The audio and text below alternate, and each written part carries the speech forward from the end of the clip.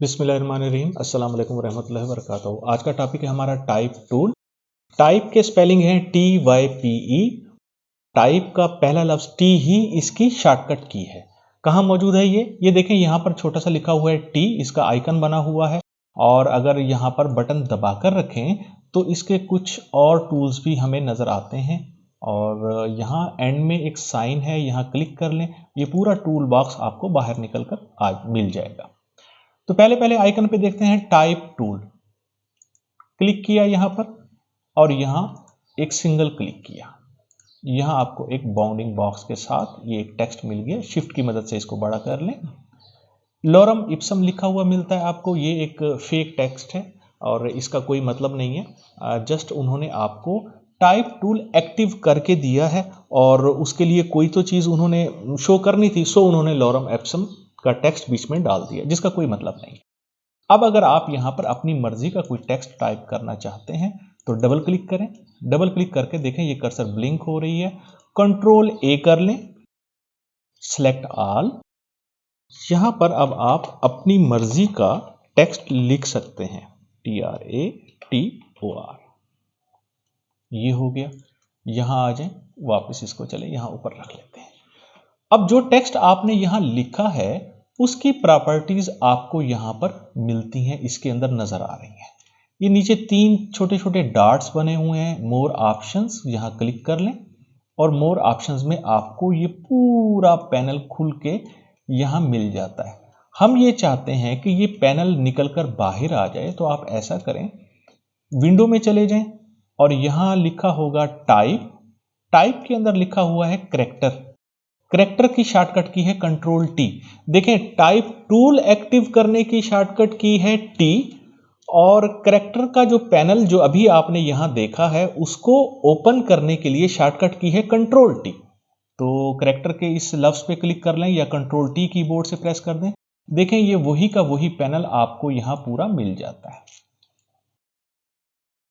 यहां से इसको बंद कर लें ताकि थोड़ी सी जगह हमें और भी मिल जाए। ये जो पैनल है, हो सकता है आपको यहां पर ये इस तरह से नजर आए। बहुत सारी चीजें इसमें बंद हैं, क्लोज हैं। आप ये इधर 3 लाइंस बनी हुई हैं, फ्लाई आउट बटन है, इस पे क्लिक कर लें और शो ऑप्शंस पे क्लिक कर लें। अब देखें वो तमाम की तमाम प्रॉपर्टीज आपको यहां पर मिल रही हैं जो इसके अंदर मौजूद थी। और इस चीज़ में कतई न्यू स्टूडेंट्स कंफ्यूज हो जाते हैं कि जी यहाँ पे भी ये पैनल ओपन हो गया और इसके अंदर भी ये बहुत सारी प्रॉपर्टीज़ इसकी आ गई हैं। और अगर हम यहाँ ऊपर देखें तो यहाँ पर भी बहुत सारी चीज़ें टाइप टूल के हवाले से ओपन होके आ जाती हैं। तो मैंने बहुत पहले भी यही चीज़ समझाई थी, इस चीज़ से कतई कंफ्यूज नहीं होना। जो चीज़ें यहाँ मौजूद हैं, जो टूल्स जहाँ, जो पैनल्स यहाँ मौजूद होते हैं, वही प्रॉपर्टीज़ आपको यहाँ मिलती हैं। असल में रिपीट हुई भी होती हैं। आप यहाँ से यूज़ कर लें, आप यहाँ से यूज़ कर लें, या विंडो के मेन्यू में जाकर हमने जहां से करैक्टर का पैनल ओपन कर लिया, आप यहां से भी यूज कर सकते हैं। अब ये करैक्टर का पैनल आपको यहां तीसरी जगह यहां से फिर मिल रहा है।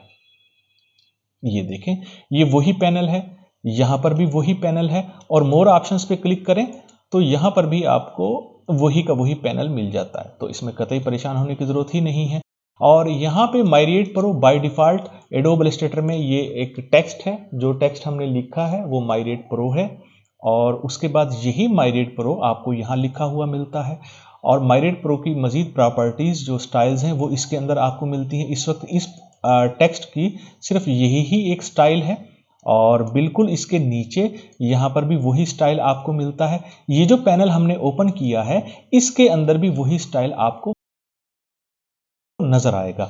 अगर हम यहाँ पर यहाँ पर हम एक टेक्स्ट लिख देते हैं, एक बेसिक टेक्स्ट है एरियल, ARIAL, एरियल, यहाँ लिख दिया। अब देखें इस पैनल में भी यहाँ एरियल लिखा आ रहा है, इस पैनल में भी एरियल लिखा आ रहा है। यानी एक जगह तब्दीली करने से बाकी हर जगह पर भी वही चीज ही चल रही होती है जो हम एक जगह से तब्दीली ला रहे होते हैं। अब अगर इसके सामने विंडो में स्टाइल्स देखना चाहें तो देखें, ये अब आपको स्टाइल्स भी चेंज करके देगा। आप जो सा स्टाइल रखना चाहें रख लें। फिलहाल मैं रेगुलर पे ही क्लिक कर देता हूं।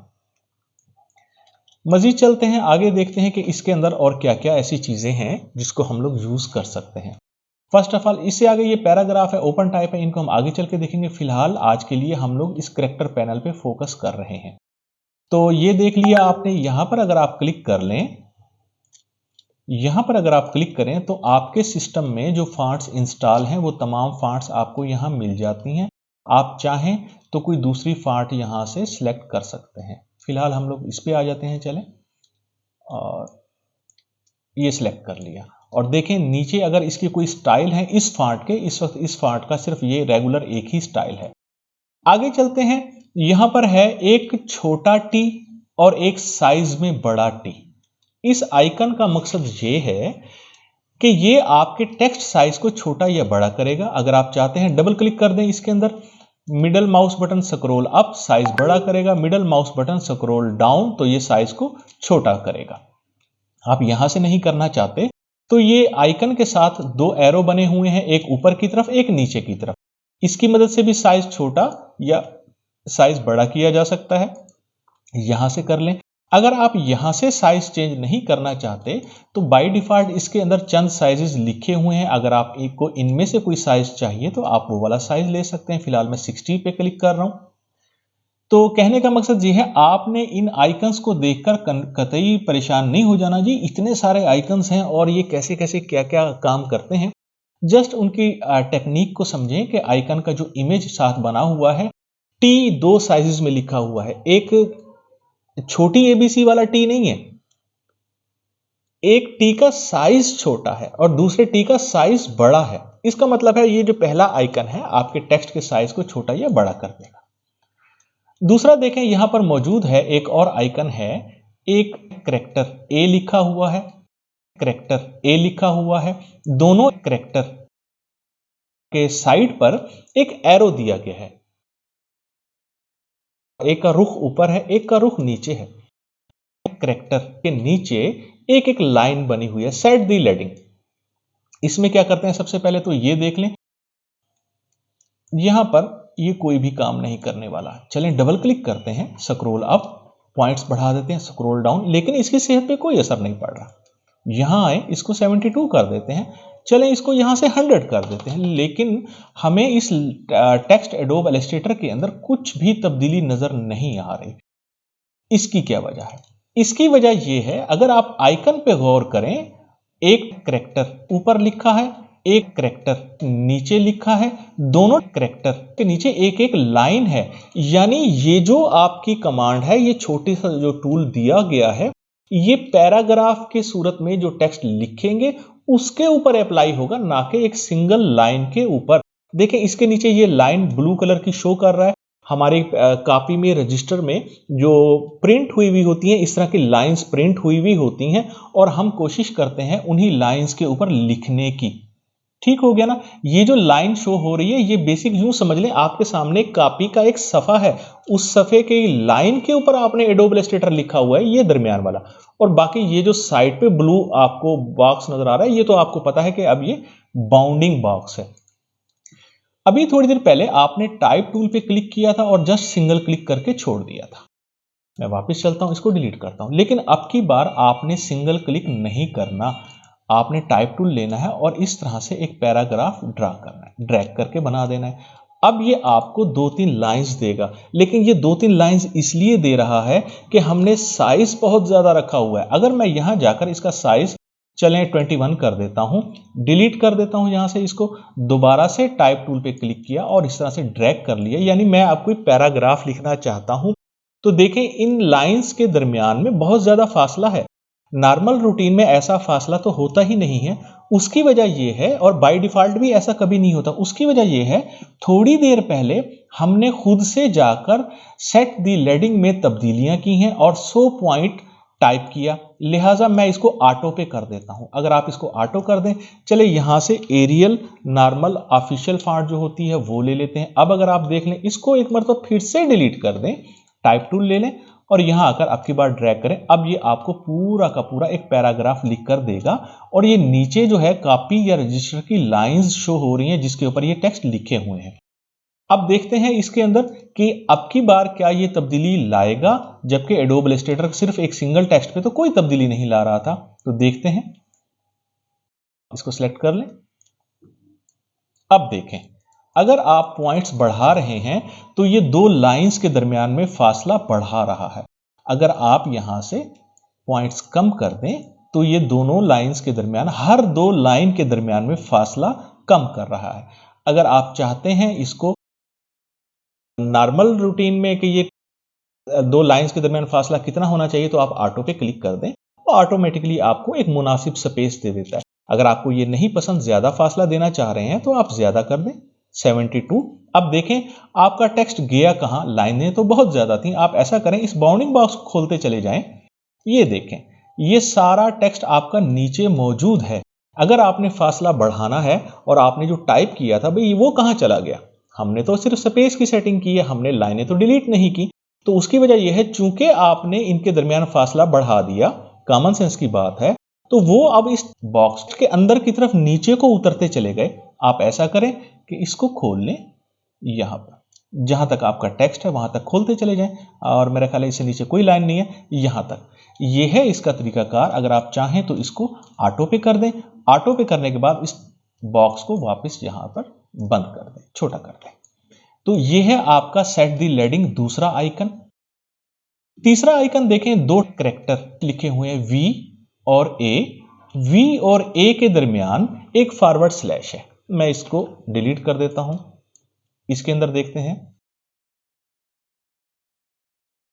ये फॉरवर्ड स्लैश या ये आइकन क्या काम करता है। इस वक्त इसकी बाय डिफॉल्ट सेटिंग ऑटो पे हुई हुई है। डबल क्लिक करते हैं, चूंकि वी और ए के दरमियान एक फॉरवर्ड स्लैश है, यानी वो स्लैश हम कहां से लेकर आएंगे, फॉरवर्ड स्लैश। बेसिकली वो ये बताना चाह रहे हैं हमें कि डबल क्लिक करें, आप ये कर्सर ब्लिंक हो रही है, ये वही फॉरवर्ड स्लैश है जो उन्होंने अपने आइकन में शो की है। तो करके देखते हैं कि इस तब्दीली करके देखते हैं कि इस आइकन से क्या हमारे टेक्स्ट में तब्दीली आएगी। सो मैं यहां पर पॉइंट्स बढ़ा दूं, बल्कि ऐसा करें इस स्लैश को, इस कर्सर को यहां यू और एस के दरमियान में रख लें ताकि वाज़ेह नजर आए। और अब अगर आप यहां से चेंज करेंगे तो इसका मतलब ये है कि ये दो कैरेक्टर के दरमियान में फासला बढ़ाएगा। क्या करेगा, दो कैरेक्टर के दरमियान में फासला बढ़ाएगा। और मैं इस साइड वाले आइकन के ऊपर कर्सर जब लेकर जाता हूं किसी भी आइकन पे, तो टूल टिप आ जाती है, वो हमें बताता है कि इस आइकन का क्या मकसद है। पहले का मकसद है सेट द फॉन्ट साइज, दूसरे का मकसद है set the leading, set the kerning between two characters. तो अगर आप इस इमेज के ऊपर अपनी कर्सर सिर्फ लेकर जाएं, कोई बटन नहीं दबाना माउस से, तो वो टूल टिप दे देगा और आपको बता देगा कि इसका मकसद क्या है। तो देख लें, आप एस और टी के दरमियान में फासला बढ़ाना चाहते हैं, सिलेक्ट करें और मिडल माउस बटन की मदद से आप अपनी मर्जी से भी फासला दे सकते हैं, या यहां पर जो लिखे हुए स्पेस हैं वो आप दे सकते हैं। अगर आपको ये चीज नहीं चाहिए, आप रीसेट भी कर सकते हैं। इसको डबल क्लिक किया, यहां आए और 0 कर दें, और यहां यू और एस के दरमियान में हमने स्पेस दिया था, देखें यहां 107 हो चुका, यहां इसको भी आप 0 कर दें। ये हो गया। आगे चलते हैं। नेक्स्ट है हमारा, दो कैरेक्टर लिखे हुए हैं V और A, और उसके नीचे एक एरो है, एक एरो राइट की तरफ है और दूसरे का रुख लेफ्ट की तरफ है। तो देखते हैं कि ये क्या करता है। यहां कर्सर मैं लेकर जाऊं, set the tracking for the selected characters, select किया, और यहां से अब की बार हम लोग ये ऑटोमेटिकली तमाम कैरेक्टर्स के दरमियान में स्पेस दे रहा है, खुद ब खुद तमाम टेक्स्ट के दरमियान में। देखें, इससे पिछला जो टूल था वो सिर्फ किसी दो के दरमियान में स्पेस कम या ज्यादा करता था, और ये जो नेक्स्ट आइकन है ये पूरे टेक्स्ट के दरमियान में हर एक लफ्ज के अल्फाबेट के दरमियान में फासला बढ़ाएगा या कम करेगा। तो हम लोग डायरेक्ट 200 पे क्लिक कर देते हैं और देखें हर एक लफ्ज के दरमियान में इसने स्पेस दे दी। हम चाहते हैं कि ये वापस नॉर्मल हो जाए, तो आप इसको 0 भी कर सकते हैं, यानी एक मुनासिब स्पेस 0। आगे चलते हैं, मजीद देखते हैं। यहां पे जो टी का आइकन है उसके साइड पर एक लाइन है, लाइन के ऊपर की तरफ और नीचे की तरफ दो एरो हैं, यानी ये इसका वर्टिकल स्केल टेक्स्ट का जो साइज है सिर्फ वर्टिकली बड़ा करेगा। यानी कि अगर हम यहां से खींच दें तो इस तरह से, जो कि बहुत बुरा है, गलत टेक्निक है, अच्छी बात नहीं है कि पूरे टेक्स्ट का स्टाइल ही चेंज हो गया। कोशिश करें जब आपने टेक्स्ट का साइज छोटा बड़ा करना हो, शिफ्ट की मदद से इसको छोटा या बड़ा करें। शिफ्ट के बगैर देखें वो टेक्स्ट अपनी असल शेप में रहता ही नहीं है। शिफ्ट की मदद से इसको बड़ा कर लें और ये आपका एक टूल है, इसकी मदद से आप वर्टिकली साइज छोटा या बड़ा कर सकते हैं। मैं वापस जाकर इसको 100% पे कर रहा हूं। देखें साबका उनमें आपको 0 मिलता था, ठीक है, यहां पर ऑटो मिला या 0 मिला, यहां पर इसके अंदर भी आपको ऑटो मिला, लेकिन ये है वर्टिकली स्केल, इसको आप 100% कर दें, यानी 100% पे ये एक्यूरेट अपनी ओरिजिनल शेप, ओरिजिनल हालत में ही आपको टेक्स्ट नजर आए। इससे आगे देखें वही टी लिखा हुआ है और इसके नीचे हॉरिजॉन्टल स्केल करने के लिए एक लाइन दी गई है और 2 एरो राइट टू लेफ्ट हैं। ये एरो टॉप टू बॉटम थे, ये राइट टू लेफ्ट हैं। तो साफ जरा हमें समझ आ गई कि ये टेक्स्ट को इस तरह से बड़ा करेगा, खींचेगा। देखें खींचने से फिर से दोबारा से तमाम टेक्स्ट की हालत ही बिगड़ गई है। बहरहाल एक टूल है, हम उसको देख रहे हैं कि ये किस तरह से करता है। तो देखें उसी तरह से ये टेक्स्ट को खींच कर बड़ा कर रहा है, जो कि गलत है, मुनासिब नहीं है। सो इसको भी हम दोबारा 100% पर ले आते हैं।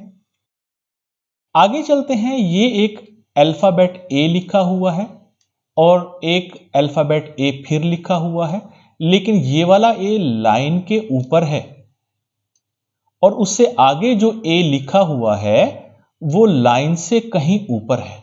इसका क्या मकसद है? फॉर एग्जाम्पल इसके लिए आप डबल क्लिक कर लें और इस एक टेक्स्ट को डी को सिलेक्ट कर लें। अब इसने करना क्या है कि आपको ये इसकी सेटिंग ही चेंज करके दे रहा है, यानी ये जो कैरेक्टर है ये अपनी बेस लाइन से शिफ्ट होकर ऊपर चला गया। बेस लाइन कौन सी वो कह रहा है? बेस लाइन कह रहा है इस ब्लू लाइन को, ये आपकी बेस लाइन है। फिर वही बात, आपके कॉपी और रजिस्टर में जो प्रिंट शुदा लाइंस होती हैं वो बेस लाइन होती हैं और हम उस बेस लाइन पर ही टेक्स्ट लिख रहे होते हैं, इंग्लिश, उर्दू या अरबी या कोई सा भी हम लैंग्वेज में लिख रहे होते हैं। अगर आप इस टेक्स्ट को नीचे लाना चाहते हैं तो आप इसको नीचे ला सकते हैं। अगर आप यहाँ से मेहनत नहीं करना चाहते, आपको टाइम लग रहा है, देर हो गई है, तो आप यहाँ से भी सिलेक्ट शुदा लिखे हुए किसी भी पॉइंट को सिलेक्ट कर सकते हैं। सिलेक्ट करें, मिडल माउस बटन की मदद से स्क्रॉल करें, स्क्रॉल डाउन करें तो ये उसके मुताबिक ही काम करेगा। अगर आप चाहते हैं ये वापस अपनी बेस लाइन पर आ जाए तो 0 पॉइंट पे क्लिक कर दें, ये ऑटोमेटिकली उस बेस लाइन के ऊपर शिफ्ट हो जाएगा। ये था आपका set the base line shift. आगे चलते हैं, इस आइकन का तो आपको वाज़ेह तौर पर समझ आ ही रहा होगा कि किसी भी टेक्स्ट को रोटेट अगर आप करना चाहते हैं तो आप रोटेट कर सकते हैं। फॉर एग्जांपल अभी ये पूरा टेक्स्ट आपका सिलेक्ट है, आप इसको रोटेट कर दें, इसमें मौजूद हर एक कैरेक्टर जो है ये उन सबको रोटेट कर रहा है। ये देख लें, जहां तक आप करना चाहें आप वापस ले आए इसको रोटेशन को, या मैं यहां से जाकर इसको 0 पे ही क्लिक कर देता हूं। ये तो हो गया आपका पूरा टेक्स्ट। आप ये चाह रहे हैं कि इसमें से जो कैरेक्टर है यू सिर्फ वही ही रोटेट हो, तो आप उसको डबल क्लिक करें, उसके बाद उसको इस तरह से सिलेक्ट कर लें और अब यहां से रोटेट कर दें। जितना आप रोटेट करना चाहते हैं वो रोटेट हो गया। और सिर्फ यही ही नहीं, आपने इस एक कैरेक्टर को सिलेक्ट किया, अब आप ये चाहते हैं कि ये बेस लाइन से शिफ्ट हो जाए तो ये बेस लाइन से शिफ्ट भी हो गया। आप ये चाह रहे हैं कि सिर्फ यू का साइज बड़ा हो जाए तो सिर्फ यू का साइज भी बड़ा हो गया। आप इसको बेस लाइन पे नीचे वापस लाना चाह रहे हैं तो नीचे वापस भी लाया जा सकता है। तो इस तरह से आप अपने कैरेक्टर के साथ या किसी एक कैरेक्टर के साथ या मुकम्मल टेक्स्ट के साथ खेल सकते हैं। आपको मुकम्मल आसानी है, कोई दिक्कत नहीं है इसके अंदर। आगे चलते हैं जी, और मैं इसको यहाँ से नॉर्मल 0 कर दूं और यहाँ से इसको भी 0 कर दूं और इसका साइज, अच्छा एक चीज और है, यहाँ आए, अब इसका साइज आपने चेंज कर दिया। इस एक कैरेक्टर का साइज बड़ा है, बाकी कैरेक्टर का साइज कुछ और है, बाकी तमाम का, सिर्फ यू का साइज हमने चेंज किया है। अब देखें यहां जो साइज वाली विंडो है वो आपको खाली नजर आ रही है, कुछ भी लिखा हुआ नजर नहीं आएगा। फॉर एग्जांपल मैं यहां क्लिक कर दूं, हमें इसका साइज चेक करना है तो यहां कुछ भी लिखा हुआ नजर नहीं आ रहा। उसकी वजह यह है आपने एक ही टेक्स्ट के अंदर 2 साइजेस एडजस्ट कर दिए, यानी इन तमाम कैरेक्टर्स का साइज कुछ और है और इस यू का साइज कुछ और है। इसका तरीकाकार ये है, चेक करने के लिए डबल क्लिक करें और इन दो के दरमियान या इन दो के दरमियान या किसी भी जगह पर आप कर्सर ले आए तो ये देखें 59.44 ब्ला ब्ला, ये साइज इसका है। जबकि यू को सिलेक्ट करें तो अब की बार ये 90 इसका साइज शो कर रहा है। आपने सबको बराबर करना है। चलें जी, मैं यहां क्लिक करता हूं और इसका साइज 50 कर देता हूं। अब सबका साइज ही बराबर हो गया, ठीक हो गया। आप इस तरह से कर सकते हैं। आगे चलते हैं, देखें ऑल कैप्स। ऑल कैप्स का मतलब यह है कि जितने भी कैरेक्टर हैं वो बड़ी एबीसी में आ जाएं। ये बड़ी एबीसी में आ गए, ऑल कैप्स। उसके बाद नेक्स्ट देख लें, एक टी कैपिटल है, दूसरा टी भी कैपिटल ही है लेकिन साइज में छोटा है, ठीक है। तो यहां छोटी एबीसी और बड़ी एबीसी वाला कंसेप्ट नहीं है, यहां पर साइज वाली बात हो रही है। और यहां क्लिक कर दें अगर तो देखें एडोब का ए पहला कैरेक्टर वो कैपिटल साइज में बड़ा है, इलस्ट्रेटर का आई वो साइज में बड़ा है, लेकिन बाकी जो आपके कैरेक्टर हैं वो हैं तो बड़ी एबीसी में, अपर केस में हैं, लेकिन साइज में छोटे हैं। ये है इस सेकंड टूल का मकसद, स्मॉल कैप्स। यहां मैं क्लिक कर दूं, वापस आ जाऊं, आ जाए जी नेक्स्ट। उस पे ये देखें यहां लिखा है सुपर स्क्रिप्ट। सुपर स्क्रिप्ट से मुराद ये है कि आप जैसे केमिस्ट्री के कोई फार्मूला वगैरह लिखते हैं, फॉर एग्जांपल, बल्कि कंट्रोल जेड इस पे ही डबल क्लिक कर लें, कंट्रोल ए कर लें, CO2 गालबन कुछ ऐसे ही है। अगर कोई गलती हो तो भाई मैं केमिस्ट्री का स्टूडेंट तो नहीं हूँ, उसमें माफ़ी दे दीजिएगा। बहरहाल एक चीज़ रास्ते में है तो हम लोग उसको कोशिश कर रहे हैं समझने के लिए कि ये टूल किस तरह से काम करेगा। CO2, इस 2 को हम लोग सेलेक्ट कर लेते हैं और इसको हम बनाना चाहते हैं सुपर स्क्रिप्ट, तो ये ऊपर चला जाएगा, यानी CO की ताकत 2, ठीक है। अगर आप सुपर स्क्रिप्ट नहीं रखना चाहते, इसको आप करना चाहते हैं सब स्क्रिप्ट, तो यहां नीचे क्लिक कर दें। अब ये CO2 इस तरह से नीचे लिखा हुआ आपको मिलेगा, ठीक हो गया जी। यहां आ जाए, आगे चलते हैं, मजीद देखते हैं कि इसमें नेक्स्ट जो आइकन्स हैं वो हमें क्या कह रहे हैं। ये है अंडरलाइन। अंडरलाइन से ये वाज़ेह सी बात है कि किसी भी टेक्स्ट के नीचे अगर आपने लाइन लगानी हो तो ये अंडरलाइन हो गया। अंडरलाइन को अनचेक कर दें। देखें जिस भी टूल पे या आइकन पे क्लिक करेंगे वो थोड़ा सा हाईलाइट हो जाता है। हम लोग इसको सिलेक्ट करते हैं तो ये थोड़ा सा ब्लैक में आ गया। इसको दोबारा क्लिक कर लें, ये नॉर्मल हो गया। आगे चलते हैं, स्ट्राइक थ्रू। इसका मतलब ये है कि इस पूरे टेक्स्ट के दरमियान में से अब की बार एक लाइन गुजरने वाली है और इसका आइकन भी यही शो कर रहा है। टी लिखा हुआ है, टी के दरमियान में एक लाइन डाल दी उन्होंने, वही लाइन जो नीचे थी अंडरलाइन थी, अब वो इस टेक्स्ट के अंदर आ गई है। यहां से इसको भी हटा लें। अच्छा, इसके आगे कुछ और चीज़ें हैं और ये है एंटी एलियास। ये एक छोटा सा टॉपिक है, बहुत दिलचस्प और बहुत इम्पॉर्टेंट है, लेकिन इसमें जस्ट हम लोग थोड़ा सा इसको पढ़ लेंगे नेक्स्ट क्लास में। अभी के लिए आपका जो टाइप टूल था या करेक्टर पैनल था वो यहाँ तक काफ़ी है, क्लास ज़्यादा लंबी ना हो जाए। और नीचे स्नैप टू ग्लिफ जो लिखा हुआ है, इनको भी हम छोड़ने वाले नहीं हैं, इनको भी हम नेक्स्ट क्लास में इंशाल्लाह पढ़ेंगे। उम्मीद है आज की क्लास आप लोगों को पसंद आई होगी। पसंद आई है तो लाइक कर लें, शेयर कर लें, और जिन्होंने सब्सक्राइब नहीं किया चैनल वो सब्सक्राइब कर लें और बेल नोटिफिकेशन पे क्लिक कर दें ताकि नेक्स्ट वीडियोस आपको मिलती रहें। बहुत बहुत ख्याल रखिएगा अपना, दुआओं में याद रखिएगा मुझे भी, अपने अजीज़ व अकारिब को भी, दोस्तों को भी, सबको। अस्सलाम वालेकुम वरहमतुल्लाहि वबरकातुहू।